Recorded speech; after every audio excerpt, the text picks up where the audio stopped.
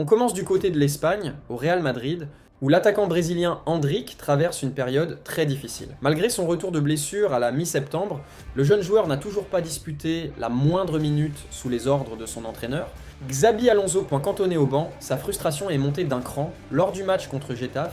Endrick a été vu en train d'envoyer valser une bouteille d'eau du pied, désabusé de ne pas entrer en jeu. Il est clairement le troisième avant-centre du club, avec une concurrence féroce de Kylian Mbappé, dont l'efficacité diabolique et la volonté de tout jouer sont la raison principale à son temps de jeu inexistant. À cela s'ajoute l'émergence de Gonzalo Garcia, dont le sens tactique et l'investissement défensif plaisent à Xabi Alonso. Bien que l'entraîneur ait déclaré que son heure viendrait et ait balayé la rumeur d'un départ, la question d'un prêt au mercato d'hiver se pose sérieusement, d'autant que des clubs, dont l'OM, sont déjà en contact avec son entourage. Ensuite, passons à une autre nouvelle concernant un grand nom du football portugais, Cristiano Ronaldo Jr. Le fils de la légende a été convoqué pour la toute première fois avec les U16 du Portugal, quelques mois seulement après ses débuts avec les U15 âgés de 15 ans et évoluant comme son père à Al Nassr.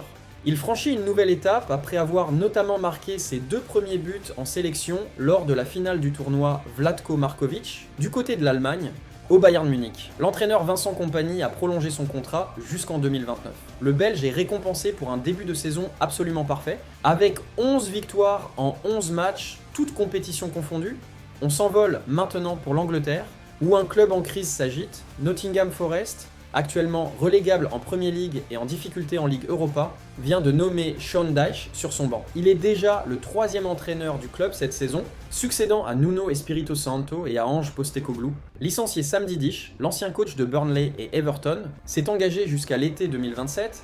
Une belle histoire nous vient ensuite de Suède. Le club de Mjällby, situé dans une petite commune de pêcheurs, a été sacré champion de Suède pour la première fois de son histoire. Avec seulement le 12e budget de l'élite, ils peuvent désormais viser le record de points du championnat suédois. La joie était immense, notamment pour le directeur du football, Hasse Larsson, surnommé Monsieur Mjällby et impliqué au club depuis 45 ans. On enchaîne avec le tennis, coup d'arrêt pour la française Loïe Boisson, 37e mondiale. Victime d'une déchirure au quadriceps gauche fin septembre, la demi-finaliste surprise de Roland Garros a décidé de mettre un terme à sa saison 2025 pour prendre le temps de se reposer et revenir plus forte en 2026, donc non. Le même sport, Anneke Rune, mère d'Holger Rune, s'en est prise violemment à l'ATP, dénonçant la surcharge du calendrier et les sanctions économiques disproportionnées qui empêchent les joueurs de se reposer. Selon elle, les joueurs sont forcés de participer aux nombreux tournois obligatoires, jusqu'à 35 semaines de compétition minimum, et une seule absence peut faire perdre 25% de leur bonus annuel.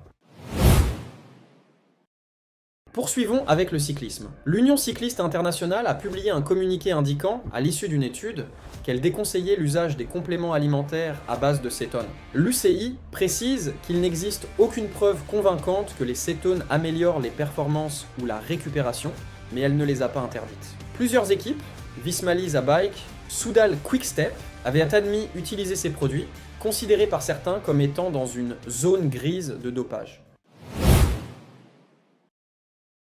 Pour finir, un point sur le basket. La NBA se reprend cette nuit et qui nous offre 2 affiches de prestige avec le champion en titre, l'OKC qui accueille les Houston de Kevin Durant et le choc de la soirée entre les Lakers de Doncic, LeBron James et les Warriors de Stephen Curry et Jimmy Butler. Le champion en titre de la NBA fait son retour en tant que favori avec son jeune groupe mené par le MVP Shai Gilgeous-Alexander.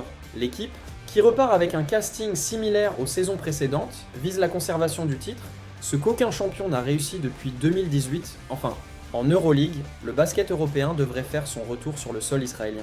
L'Euroleague a fixé au 1er décembre 2025 la date de reprise des matchs en Israël, après plusieurs mois où le Maccabi et l'Hapoel Tel Aviv recevaient en Serbie et en Bulgarie. L'équipe française de l'Asvel serait la première concernée, avec un déplacement prévu chez l'Hapoel le 4 décembre